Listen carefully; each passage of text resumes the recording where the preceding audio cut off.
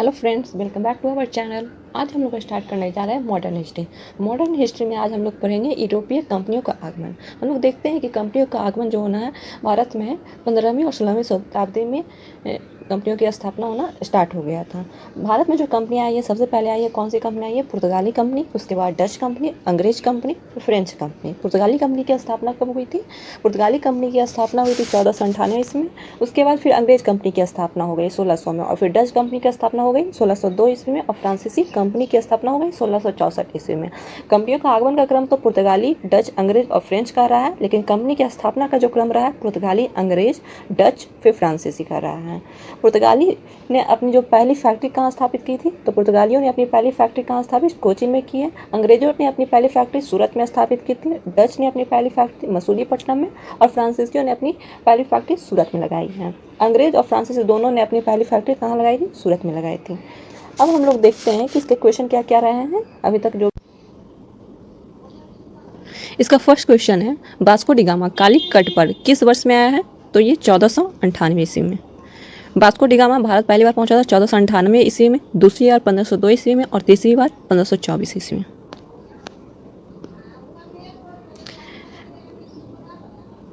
निम्न में से कौन नीला जल योजना से संबंधित है? तो नीला जल योजना से संबंधित है फ्रांसिस्को दी अल्मीडा से संबंधित। ये क्या थे? भारत के प्रथम पुर्तगाली गवर्नर थे। मध्यकाल में सर्वप्रथम भारत से व्यापार संबंध स्थापित करने वाले कौन थे? तो सबसे पहले किसने किया? तो पुर्तगालियों के द्वारा, फिर उसके बाद डच, अंग्रेज, फिर फ्रांसीसी। नेक्स्ट क्वेश्चन है, वास्को डी गामा भारत कब आया था? तो 1498 ईस्वी में। पुर्तगाली उपनिवेश का प्रथम वायसराय भारत में कौन था? तो अल्मीडा। प्रथम वायसराय कौन थे? अल्मीडा थे, और दूसरे कौन थे? अल्बुकर थे। उन्हें अल्बुकर को वास्तविक संस्थापक माना जाता है। निम्नलिखित में से किसने वास्को डी गामा का कालीकट में स्वागत किया था? तो कालीकट में स्वागत किया था जमोरिन ने। अब है किस कौन सा समुद्री यात्री है? समुद्री यात्री किस देश से संबंधित है? तो वास्को डी गामा कहाँ से थे? तो वास्को डी गामा पुर्तगाल से संबंधित रहे। क्रिस्टोफर कोलंबस स्पेन से, कैप्टन कुक ग्रेट ब्रिटेन से, तस्मान हॉलैंड।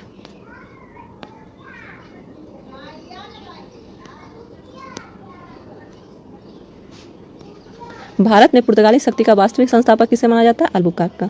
अल्बुकर्क को है जो वास्तविक संस्थापक। ऐसे भारत का प्रथम पुर्तगाली गवर्नर कौन थे? अल्मीडा थे, और वास्तविक संस्थापक किसे? अल्बुकर्क को। नेक्स्ट क्वेश्चन है, भारत में यूरोपीय शक्तियों के प्रवेश के संदर्भ में निम्न में से कौन सा कथन सही नहीं है? तो पुर्तगालियों ने 1499 में गोवा पर कब्जा किया था, ये गलत है। पुर्तगालियों ने 1510 ईस्वी में गोवा पर कब्जा किया था। ये बीजापुर के थे आदिल शाह से, उनसे गोवा जीत लिया था अल्बुकर्क ने। बाकी सारा सही है। अंग्रेजों ने अपना पहला कारखाना दक्षिण भारत में मछलीपट्टनम में, दक्षिण भारत का अगर पूछेगा कारखाना तो मछलीपट्टनम में। ऐसे सबसे पहले अंग्रेजों ने कहाँ अपना कारखाना लगाया था? सूरत में लगाया था। पूर्वी भारत में अंग्रेजी कंपनी ने 1633 में उड़ीसा में अपना पहला कारखाना लगाया है। डुप्ले के नेतृत्व में फ्रांसीसियों ने 1746 में मद्रास पर कब्जा किया था। पुर्तगालियों ने भारत में निम्नलिखित में से किस स्थान पर प्रथम दुर्ग का निर्माण किया? पुर्तगालियों ने किया कोचीन में किया। कब? 1503 ईस्वी में। किन यूरोपियों ने भारत में प्रथम सामुद्रिक व्यापारिक केंद्र स्थापित किया? तो पुर्तगालियों के द्वारा किया गया था। नेक्स्ट क्वेश्चन है, बंगाल की निम्नलिखित फैक्ट्रियों में से एक जो पुर्तगालियों द्वारा स्थापित की गई है? तो बंगाल में किसके द्वारा? बंगाल में हुगली में की गई थी, पुर्तगालियों के द्वारा। नेक्स्ट क्वेश्चन है, पांडिचेरी वर्तमान पुडुचेरी के संदर्भ में निम्नलिखित कथनों पर विचार कीजिए। पांडिचेरी पर कब्जा करने वाली पहली यूरोपीय शक्ति पुर्तगाली थी, ये सही है। पांडिचेरी पर कब्जा करने वाली दूसरी यूरोपीय शक्ति फ्रांसीसी थी, ये गलत है। अंग्रेजों ने कभी पांडिचेरी पर कब्जा नहीं किया था, ये भी गलत है। इसका सिर्फ ऑप्शन ए सही हो जाएगा। हुगली को बंगाल की खाड़ी में समुद्री लूटपाट के लिए किसने अड्डा बनाया था? पुर्तगालियों ने बनाया था। निम्नलिखित में से कौन कलकत्ता का संस्थापक था? तो कलकत्ता का संस्थापक कौन है? जॉब चार्नोक है। कलकत्ता किसने बसाया? जॉब चार्नोक ने। भारत के साथ व्यापार के लिए सर्वप्रथम संयुक्त पूंजी कंपनी किन लोगों ने आरंभ किया? तो संयुक्त पूंजी किसने लगाया था? डचों के द्वारा। नेक्स्ट क्वेश्चन है, निम्नलिखित कथनों में से कौन सा एक सही है?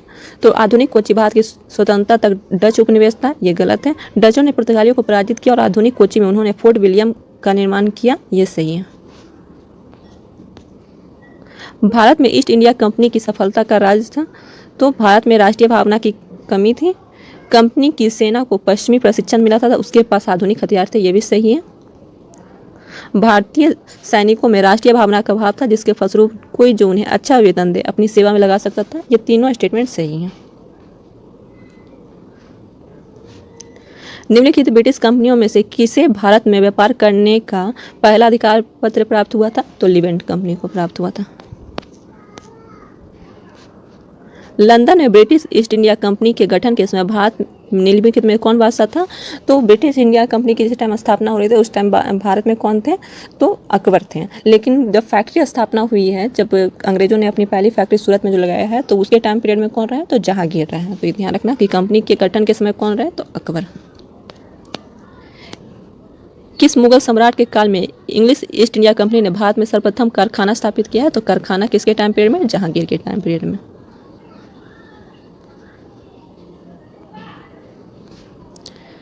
भारत में 1613 ईस्वी में अंग्रेजों ने अपनी पहली फैक्ट्री कहाँ स्थापित की? सूरत में। ईस्ट इंडिया कंपनी की प्रथम फैक्ट्री स्थापित की गई सूरत में। निम्नलिखित में से किस अंग्रेज अधिकारी पुर्तगालियों को सवाली के स्थान पर हराया? तो सवाली पे थॉमस वेस्ट को।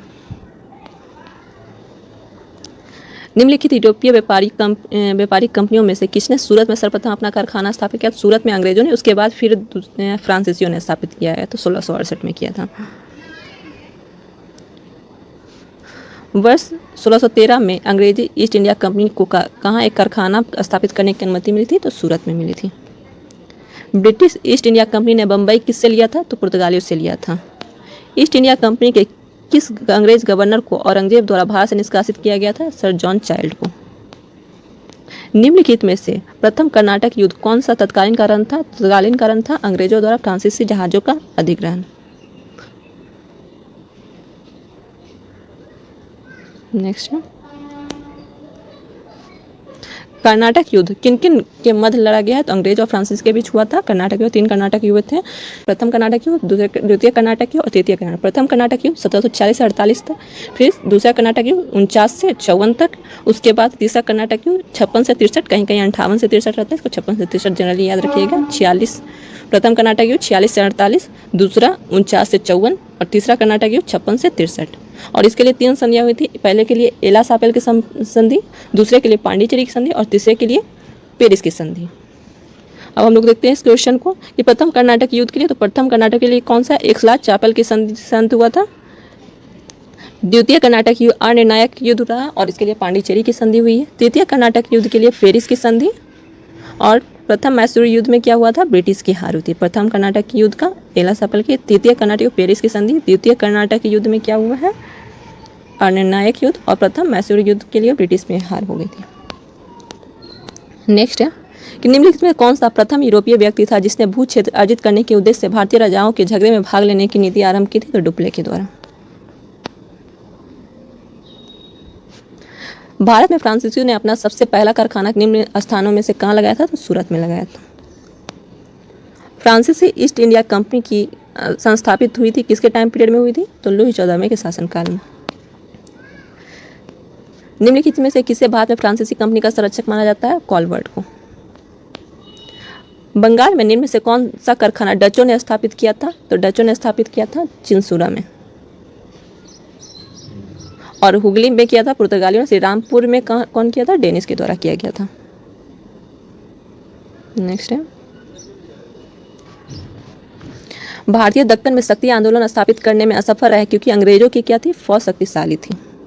नेक्स्ट क्वेश्चन है, निम्न यूरोपीय शक्तियों में भारतीय व्यापार में समय समय पर प्रवेश किया है?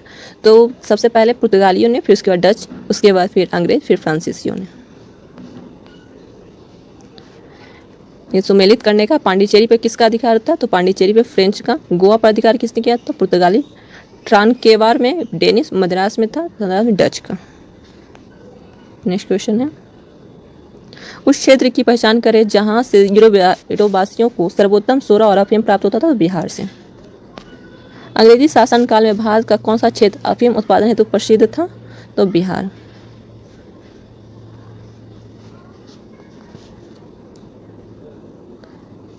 निम्नलिखित यूरोपियों में से कौन सा एक स्वतंत्रता पूर्व भारत में एक व्यापारी के रूप में सबसे अंत में आया? तो फ्रांसीसी सबसे अंत में आया।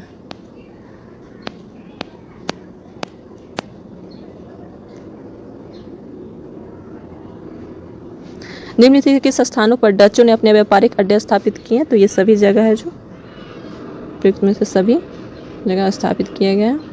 उसके बाद इसमें कौन सा है जो अंग्रेजों की भारत में देन थी? तो भारत को देन थी तो मृदा के स्वरूप तथा उपज के गुणों के आधार पर भूमि राजस्व का मूल्यांकन, ये नहीं था। युद्ध में चलती फिरती तोपों का उपयोग, ये भी नहीं।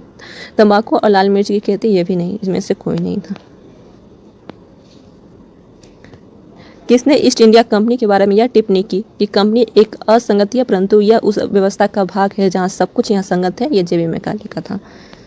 यूरोपीय कंपनियों का आगमन के क्वेश्चन जितने थे वो सारे हो चुके हैं। नेक्स्ट वीडियो जल्दी ही आएगा जो इसके सेकंड चैप्टर होंगे।